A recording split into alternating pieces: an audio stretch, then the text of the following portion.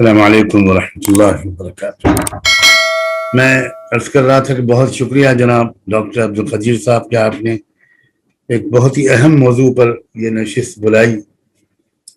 اور ہم سب کو کچھ اپنے تجربات اور خیالات پیش کرنے کا موقع عنایت فرمایا۔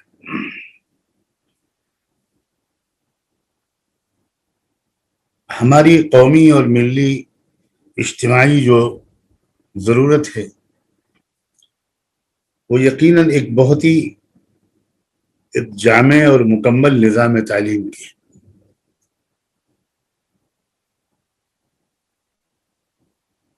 ایک ادھورا پن سا محسوس ہوتا ہے اس نظام تعلیم میں جو یورپ کے غلبے کے اور تسلط کے بعد عالم اسلام میں پھیلا، ورنہ اسلام نے پہلے دن سے جو تصور دیا تھا علم کا وہ بہت جامع تھا، بہت کمپریہنسو تھا، اور اس میں دینی اور دنیاوی علم کی وہ تفریق بالکل نہیں تھی جو پچھلے 200-400 سال میں دنیا پر مسلط ہوئی، کیونکہ جو نظریہ حیات اسلام نے پیش کیا، جو ورلڈ ویو پیش کیا، وہ پہلے ہی دن سے جامع تھا۔ اسلام نے جن صفات اور اعمال کی تلقین کی، ہر صفت اور ہر عمل اس کا فائدہ انسان کو اور پورے معاشرے کو دنیا اور آخرت دونوں جگہ ملتا ہے۔ وہ چاہے طہارت ہو اور طہارت کے اور پاکیزگی کے سلسلے کے پورے احکام، یا عبادات ہو اور عبادات کے سلسلے کے احکام، یا اخلاق، معاشرت اور معاملات، نظام سیاست، نظام معیشت وغیرہ کے سلسلے کے احکام ہو، ہر حکم پر اگر غور کیا جائے ایک بھی حکم ایسا تلاش نہیں کیا جا سکے گا جس کا فائدہ صرف آخرت میں پہنچتا ہو، دنیا میں اس کا کوئی فائدہ نہ پہنچتا، یا صرف دنیا میں پہنچتا ہو، آخرت میں نہ پہنچتا۔ یہ وحدت جو ہے دین اور دنیا کی، غور فرمائیے کہ علامہ سید سلیمان ندوی رحمۃ اللہ علیہ تو بہت صراحت کے ساتھ اس کو توحید کے لوازم میں سمجھتے تھے، اور وہ انہوں نے بہت صاف لکھا ہے کہ توحید کا دائرہ، توحید اگر ایک طرف توحید کا مطلب ہے وحدت رب اور وحدت الہ، اور دوسری طرف توحید کا مطلب ہے وحدت دین، یعنی ساری دنیا کی تمام قوموں کو انبیاء علیہ السلام اللہ کی طرف سے جو دین لے کر آئے وہ حضرت آدم سے لے کر محمد رسول اللہ صلی اللہ علیہ وآلہ وسلم تک ایک ہی دین تھا۔ اسی طرح سید صاحب نے یہ بھی کہا ہے کہ توحید کا ایک مصداق دین اور دنیا کی وحدت بھی ہے، کیونکہ جاہلیت کا تصور جو ہوتا ہے وہ ہمیشہ دین اور دنیا کو الگ کرنا ہوتا ہے۔ تو اس تصور کو جتنی تفصیل اور گہرائی اور استیعاب کے ساتھ، بہت ہی کمپریہنسو اپروچ کے ساتھ جس نے ختم کیا وہ نبوت محمدی، محمد رسول اللہ صلی اللہ علیہ وسلم کی تربیت، آپ کی زبان مبارک سے نکلا ہوا ہر ارشاد، قرآن کی ہر آیت اور اسلام کی ہر ادا، ہر حکم۔ اب یہ جو چیلنج پیش آیا یورپ کے تسلط کے بعد، میں اس کی تاریخ کی تفصیل میں اس وقت نہیں جا سکتا، اس نے بہت زبردست نقصان پہنچایا اور قوم کو دو ایسے حصوں میں تقسیم کیا، یا اگر میں برادر محترم مولانا کلیم صدیقی صاحب کی بات سے روشنی حاصل کر کے کہوں کہ قوم کو 3 حصوں میں تقسیم کیا۔ ایک وہ حصہ جس کے پاس صرف دینی تعلیم، ایک وہ حصہ جس کے پاس صرف سو کالڈ عصری تعلیم، اور ایک وہ بہت بڑا حصہ جس کے پاس نہ یہ نہ وہ۔ یہ ہمارے زوال کا، اخلاقی دیوالیہ پن کا اور سیاسی اجتماعی بے وزنی کا بہت بڑا سبب ہے۔ مقام شکر ہے کہ یہ امت وہ امت ہے کہ جو کبھی مجتمعی طور پر ہار مان جائے، یہ اس کے مقدر میں لکھا ہوا نہیں۔ چیلنجز اس کے اوپر آئے اور آتے ہیں اور آتے تھے اور بہت زیادہ اور سب سے زیادہ آتے تھے، اور یہ ایک اور علامت ہے اس بات کی کہ یہ دنیا سے اندھیروں کو مٹانے والی یہ امت ہے، اس لیے اس کے اوپر جو حملے ہوتے ہیں شیطانی وہ سب سے زیادہ ہوتے ہیں۔ تو ایک دور ایسا آیا کہ یہ امت اپنی محور سے دور ہو گئی، اور جو اس کو دین دیا گیا تھا، جو تعلیمات تھی، جو ایک خوبصورت اور جامع تہذیب دی گئی تھی، اس سے یہ کافی دور چلی گئی۔ لیکن اس صورتحال کو درست کرنے کی فکر بھی اللہ تعالیٰ نے ہمارے بہت سے اکابرین کو، ملت کے محسنین کو عطا فرمائی، اور انہوں نے اپنے اپنے دائرے میں اپنی استطاعت کے مطابق اس ادھورے پن کو اور یہ ڈویلٹی کو، نظام تعلیم کی یہ جو ثانویت ہے جو الگ الگ حصوں میں یہ بٹ گیا، اس کو دور کرنے یا اس کو بدلنے، اس کی اصلاح کرنے، اور دونوں نظامہائے تعلیم کے درمیان کے خلیج کو کم سے کم کرنے اور پاٹنے کی ایک کوشش شروع کی، اور ہر طرف الحمدللہ اللہ کے مختلف بندے اور بندیاں ایسی کوششیں کر رہے ہیں، اور ہم سب کے اندازے کے مطابق ان بہت قابل قدر کوششوں میں ایک کوشش وہ بھی ہے جو شاہین گروپ انجام دے رہا ہے۔ ہمارے سامنے ایک بات بہت واضح ہونی چاہیے، اور وہ ہر ٹیچر کے سامنے واضح ہونی چاہیے۔ میں خاص طور پر اساتذہ اور معلمات اور ان نوجوانوں کو خطاب کرنے کی کوشش کر رہا ہوں جن تک یا تو ابھی خطاب پہنچ رہا ہوگا یا آئندہ پہنچے گا، اور وہ شاہین گروپ جیسے اداروں کے نوجوان طلبہ طالبات اور دوسرے تمام مدرسوں اور اسلامی اسکولوں اداروں، ان میں زیر تعلیم طلبہ اور طالبات میری اس بات کے اصل مخاطب وہ ہیں۔ ہماری تعلیم کا مقصد اگر صرف روزی کمانا ہو تو یہ صحیح کردار ہم کو نہیں عطا کر پائے گی، ہم کو کوئی صاحب سیرت نوجوان نہیں بنا پائے گی۔ ہم دیکھ رہے ہیں کہ دنیا میں جتنے لوگ لوٹ کھسوٹ میں لگے ہوئے ہیں اور بلینز آف ڈالرز کے اسکیم جن کے طرف منسوب ہو کر روزانہ اخبارات کی سرخیاں بنتے ہیں، یہ ان پڑھ لوگ نہیں ہیں، یہ کم پڑھے لکھے لوگ بھی نہیں، ہائیلی کوالیفائڈ لوگ ہیں۔ میں ہائیلی ایجوکیٹڈ تو ان کو نہیں کہوں گا، لیکن ڈگریاں ان کے پاس زبردست ہیں، نیشنل اور انٹرنیشنل یونیورسٹیز میں انہوں نے تعلیم حاصل کی،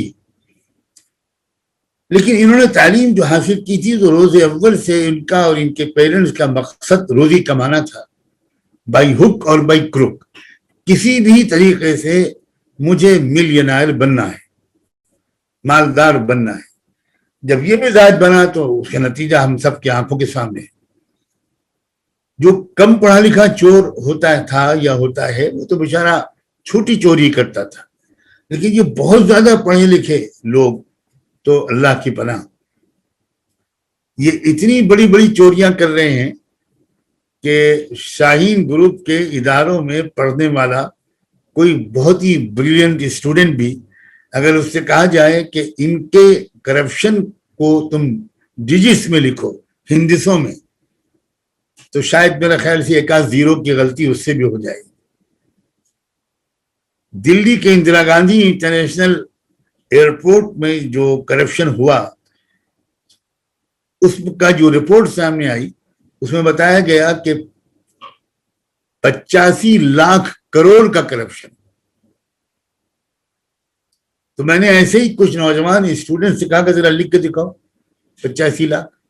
تو واقعی اس میں سے ایک کو چھوڑ کر شاید سب سے غلطی ہو۔ یہ کیا چیز، یہ کیا وجہ ہے؟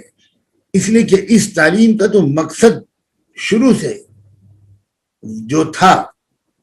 وہی نتیجہ نکلا، اس لیے کہ یہ ایک یونیورسل قانون ہے کہ انما الاعمال بالنیات، کسی بھی کام کا صرف وہ نتیجہ نکلتا ہے جو نتیجہ حاصل کرنا اس کام کے کرنے کا اصل مقصد ہوتا ہے، اور نیت اس مقصد کو نہیں کہتے جس کا ہم زبان سے یا قلم سے اظہار کرتے ہیں، نیت تو اس مقصد کو کہتے ہیں جو دل کے نہا خانے میں چھپی ہوتی ہے۔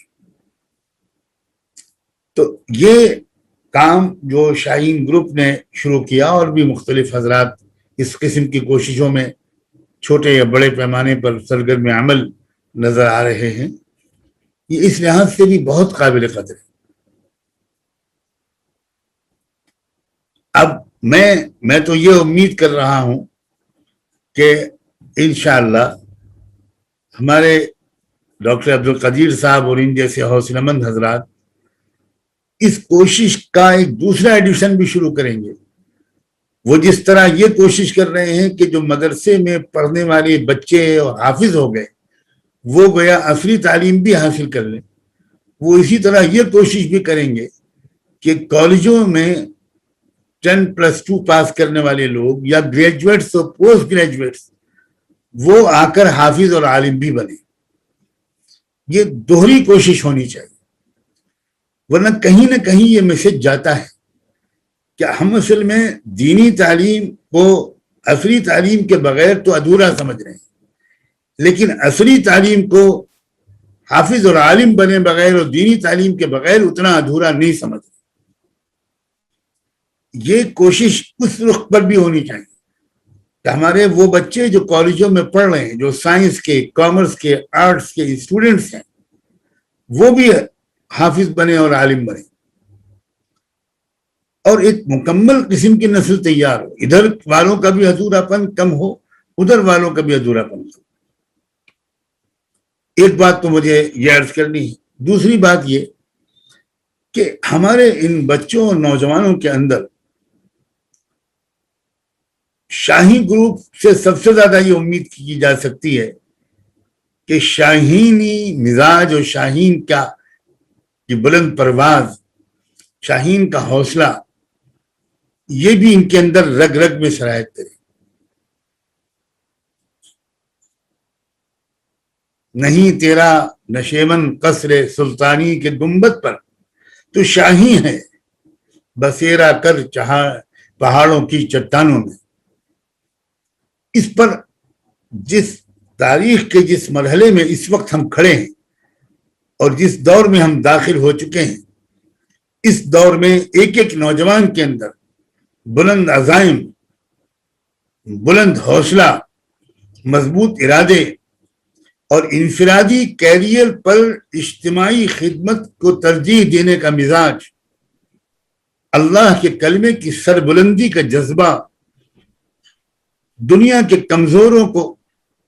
ان کے حقوق دلانا، ملکی اور عالمی پیمانے پر انصاف اور امن قائم کرنا، یہ ارادے، یہ عزائم، یہ نیتیں، یہ ارادے، یہ قائم ہونے چاہیے۔ یہ بھرپور طریقے پر ہر سینے کے اندر،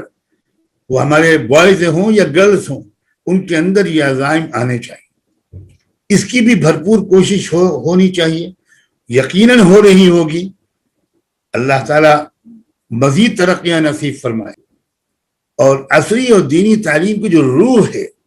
عصری تعلیم کا تعلق عام طور پر کیریئر سے جوڑا جاتا ہے۔ جب عصری تعلیم اس لیے ضروری ہے کہ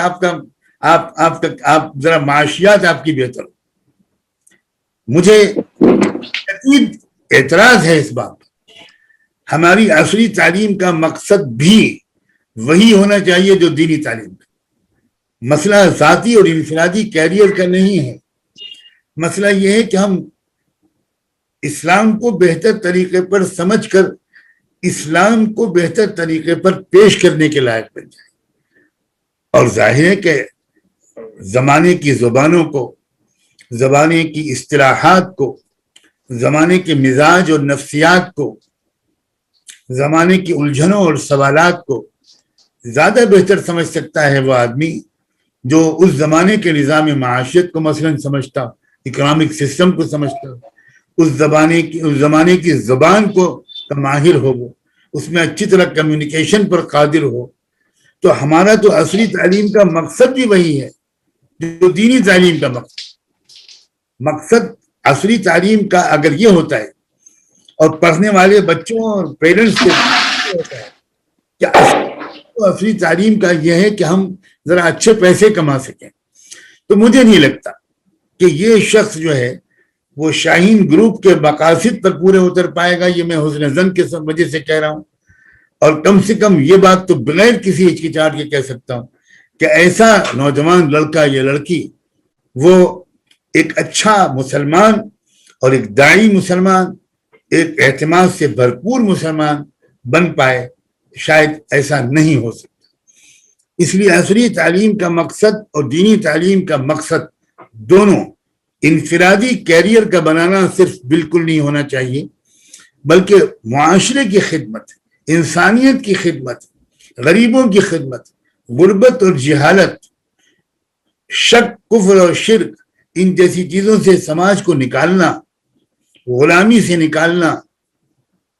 ایک معتدل نفسیات کے ساتھ زندگی گزارنے کی صلاحیت پیدا کرنا، یہ مقصد ہونا چاہیے. اور مجھے لگتا ہے کہ عصری تعلیم حاصل کرنے والوں کے مقصد کو درست کرنے پر ہم کو بہت زیادہ کوشش کرنی پڑے گی، کیونکہ دینی تعلیم حاصل کرنے والوں کی اکثریت کا مقصد تو پہلے دن سے صاف ہوتا ہے، یا کم سے کم جو پیرنٹس بچے کو داخل کرتے ہیں مدرسے میں حفظ کرنے کے لیے، ان کا ذہن میں مقصد صاف ہوتا ہے. حفظ قرآن کے پیچھے کرانے کے پیچھے والدین کا مقصد سوائے رضا الہی کے اور کیا ہو سکتا ہے؟ عالم دین کو تو پھر بھی کچھ عزت مل جاتی ہے، لیکن ہمارے سماج میں صرف حافظ قرآن کو تو وہ عزت نہیں ملتی. لیکن وہاں جب کوئی والدین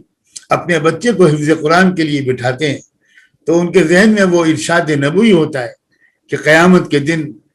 تاج پہنایا جائے گا حافظ قرآن کے والدین کو، اور تعداد میں حافظ قرآن کو اس کی اجازت دی جائے گی کہ وہ شفاعت سفارش پیش کرے، گزارش پیش کرے اللہ کے دربار میں کہ ان لوگوں کی بھی مغفرت کر کے جنت میں بھیج دیجیے.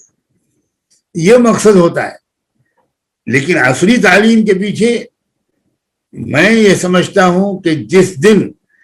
عصری تعلیم کے لیے اپنے بچے کو بھیجنے والے والدین کے ذہن میں یہ نیت آنے لگے کہ میرا بچہ بہترین سائنسداں بن کر وہ اللہ کے نشانیوں کو سمجھ کر اللہ کی قدرت اور طاقت اور ہستی کو زیادہ بہتر طریقے پر سمجھ کر لوگوں کو سمجھا پائے، جس دن یہ ایک پیرنٹس کے ذہن میں جذبہ پیدا ہو گیا کہ میں اپنے بچے کو ڈاکٹر اس لیے بنانا چاہتا ہوں کہ وہ غریبوں کا علاج کرے، میں اپنے بچے کو وکیل اور جج، وکیل ماہر قانون اس لیے بنانا چاہتا ہوں کہ وہ کسی طرح غریب لوگوں کی قانونی پیروی کرے جو اپنے مقدمات کی پیروی نہیں کر سکتے، اپنے جائز حقوق، قانونی حقوق حاصل نہیں کر سکتے. میرا بچہ غریبوں کی وکالت کرے. یہ جس دن پیدا ہو گیا اس دن تو شاید ایک صالح تبدیلی، ایک زبردست روشن انقلاب جس سے صرف مسلمانوں کا بھلا نہیں ہوگا،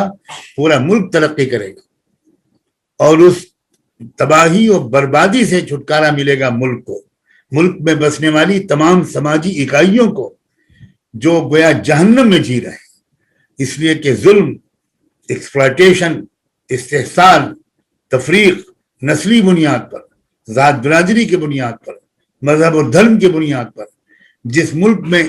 اس طرح کا نظام چلتا ہو وہاں ملک کی غالب اکثریت بہت سخت تکلیفوں میں رہتی ہے. تو یہ جو نیت کی درستگی ہے، قبلے کی درستگی ہے، مقصد تعلیم کو سمجھنا ہے.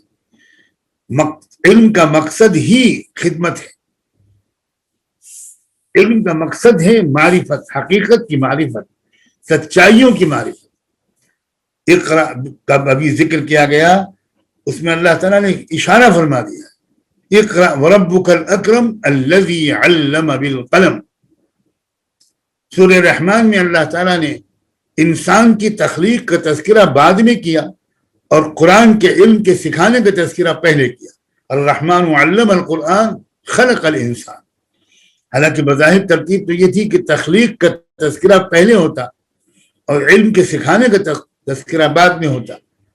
لیکن علم کے بغیر آدمی تو انسان ہو سکتا ہے، انسان نہیں بن سکتا.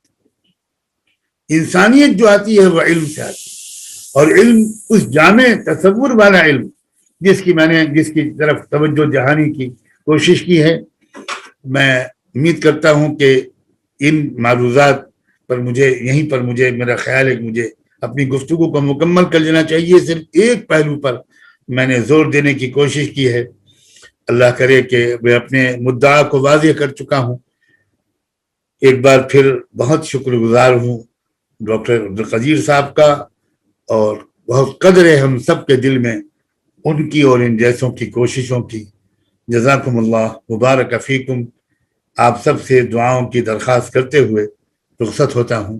السلام علیکم ورحمۃ اللہ وبرکاتہ.